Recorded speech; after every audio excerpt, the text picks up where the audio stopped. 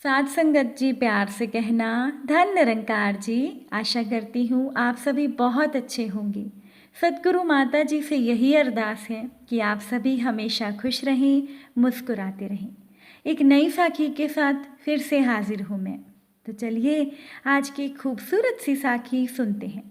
साध संगत जी, एक घर में पत्नी अपने पति से कहती है कि तुम हर समय माला लेकर बैठे रहते हो, कुछ पैसे का इंतज़ाम करो, लड़की की शादी भी करनी है। पत्नी निर्मला ने रोज की तरह सुबह सुबह ही बोलना शुरू कर दिया।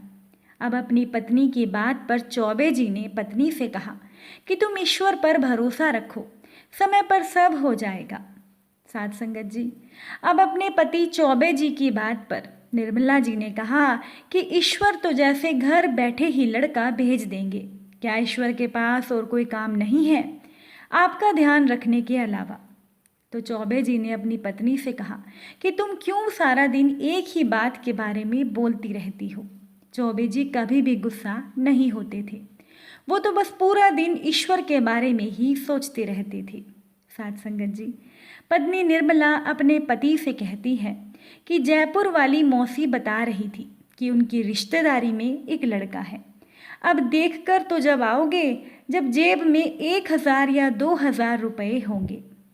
जब तुम्हारे पास 2-4 रुपये बचते हैं तो तुम अपने दोस्तों को वो रुपए उधार दे देते हो, और तुम्हारे दोस्तों ने कभी भी तुम्हारे पैसे नहीं लौटाए। चौबे जी ने अपनी पत्नी को जवाब देते हुए कहा कि क्या हमें आज तक किसी चीज़ की कोई कमी हुई है? आगे भी ईश्वर की कृपा से किसी चीज़ की कोई भी कमी नहीं होगी। तुम बस मुझे आराम से ईश्वर को याद करने दिया करो। साथ संगत जी, निर्मला जी ने अपने पति से कहा कि अगर तुम्हें ईश्वर की पूजा आराधना ही करनी थी तो शादी क्यों की?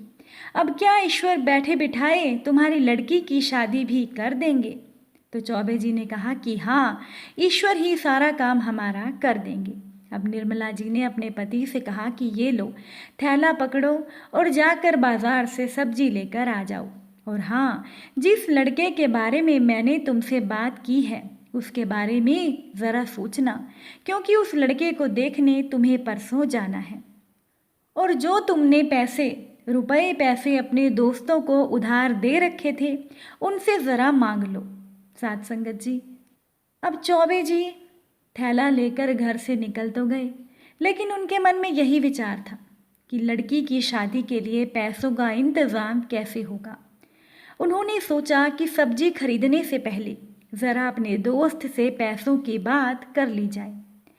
अब चौबे जी ने सोचा कि जिस दोस्त ने उनसे पैसे उधार लिए थे वो एक शोरूम में काम करता है, और वो शोरूम भी पास में ही था। अब चौबे जी अपने दोस्त राकेश से मिलने चले गए। जब राकेश ने अपने मित्र को देखा तो गले से लगा लिया और पूछा चौबे जी से कि आपका यहाँ आना कैसे हुआ। चौबे जी ने कहा कि कुछ नहीं भैया, कुछ समस्या आ गई है, मुझे पैसों की सख्त ज़रूरत है। अब अपने ही पैसे चौबे जी अपने दोस्त से ऐसे मांग रहे थे जैसे वो उधार मांग रहे हों। चौबे जी के दोस्त राकेश जी ने कहा कि देखता हूँ, मैं अपने साहब से पैसे मांगता हूँ। मेरा साहब 6 दिन पहले ही विदेश से घूम कर आए हैं, और जिस शोरूम में मैं काम करता हूँ ऐसे 6 शोरूम और हैं हमारे साहब के पास। मैं उनसे बात करके तुम्हें बता दूंगा। साथ संगत जी, अब चौबे जी के दोस्त राकेश जी ने चौबे जी की बेटी के बारे में पूछा कि क्या आपकी बिटिया ठीक है? चौबे जी ने कहा कि हाँ, मेरी बेटी ठीक है, सुबह 5 बजे अपने काम पर जाती है और वो महीने का पूरा 5,000 रुपये कमाती है। चौबे जी ने बड़े ही गर्व से कहा कि हमारी बेटी सर्वगुण संपन्न है। अब जैसे ही चौबे जी अपने दोस्त राकेश से मिलकर कैबिन से बाहर निकले कि चौबे जी की निगाहें एक जगह पर जाकर टिक गई, और उनकी निगाहें जाकर टिकी एक सुंदर सी भगवान की मूर्ति पर, और वो मूर्ति थी लड्डू गोपाल जी की। चौबे जी उस मूर्ति को बिना पलक झपके देख रहे थे। वो मूर्ति ऐसी थी कि जैसे अभी बात करने लगेगी। तभी चौबे जी के दोस्त राकेश ने उनका ध्यान भंग करते हुए कहा कि ये मूर्ति हमारे बड़े साहब ने ऑर्डर पर बनवाई है और ये विदेश से बनकर आई है। हमारे साहब ने ऐसी 3 मूर्तियाँ और बनवाई हैं। साथ संगत जी, अपने दोस्त की बात सुनकर चौबे जी अपने घर को लौट गए और पूरे रास्ते में उस मूर्ति की छवि चौबे जी की आंखों से ओझल नहीं हो पा रही थी। चौबे जी ने सोचा कि काश वो मूर्ति उनके पास होती, वो उसे भूल ही नहीं पा रहे थे। चौबे जी ने सोचा कि अगर वो मूर्ति उनके पास होती तो वो लड्डू गोपाल जी को कैसे नहलाते, उन्हें क्या क्या खिलाते। अब चौबे जी का घर कब आया उन्हें पता ही नहीं चला, लेकिन उन्होंने देखा कि उनके घर के सामने बहुत सी भीड़ जमा थी और उनके घर के बाहर एक बहुत बड़ी सी गाड़ी खड़ी थी। चौबे जी ने सोचा, ये गाड़ी तो काफ़ी महंगी लग रही है। अब अपने घर के दरवाजे से चौबे जी अंदर जाने ही वाले थे कि उनके हाथ से थैला छीन कर उनकी पत्नी निर्मला ने बड़े ही मुस्कुराकर चौबे जी का स्वागत किया। अब चौबे जी ने अपनी पत्नी से पूछा कि कौन आया है। अंदर सूट बूट में एक आदमी बैठा है। चौबे जी को देखते ही वो आदमी हाथ जोड़कर खड़ा हो गया। अब चौबे जी ने उस व्यक्ति से, उस आदमी से कहा कि राधे राधे, बैठिए, क्षमा कीजिए, मैंने आपको नहीं पहचाना।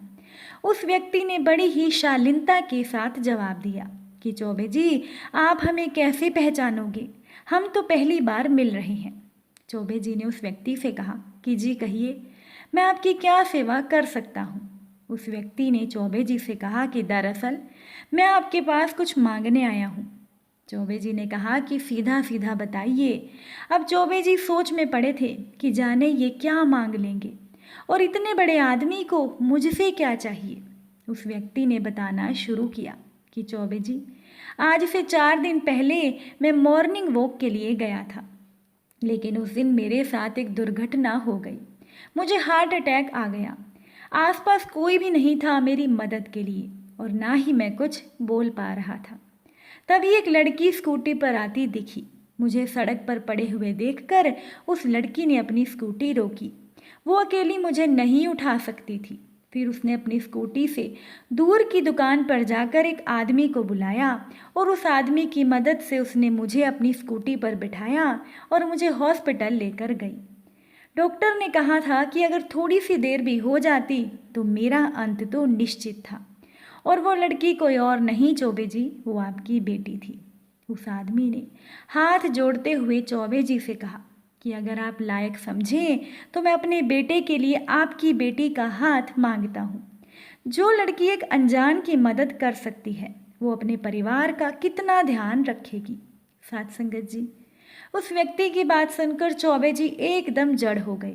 वो विश्वास ही नहीं कर पा रहे थे कि क्या ये सच में हो रहा है, कि मुझे किसी के दरवाजे पर जाने की ज़रूरत ही नहीं पड़ी और घर पर बैठे बिठाए मेरी बेटी का रिश्ता आ गया।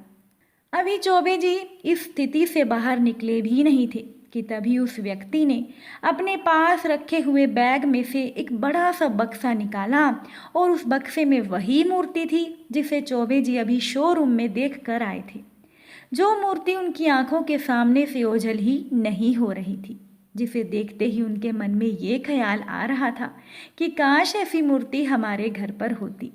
साथ संगत जी, ईश्वर पर अटूट विश्वास ने, चौबे जी के अटूट विश्वास ने ये प्रमाणित कर दिया था कि जो इंसान ईश्वर पर पूरा भरोसा रखता है, ईश्वर कभी भी उसे निराश नहीं होने देते। क्योंकि जितना कोई विश्वास ईश्वर पर रखता है, ईश्वर कहीं ज़्यादा ख्याल उस इंसान का रखते हैं और उसके मांगने से पहले ही उसे सब कुछ ये ईश्वर, ये निरंकार दातार अपने आप ही दे देते हैं। बस भरोसा और लगन सच्ची होनी चाहिए। साथ संगत जी, अगर साखी अच्छी लगी हो तो वीडियो को लाइक कीजिएगा, बाकी संगत के साथ शेयर भी कीजिएगा। फिर मुलाकात होगी किसी नई साखी के साथ। तब तक के लिए धन निरंकार।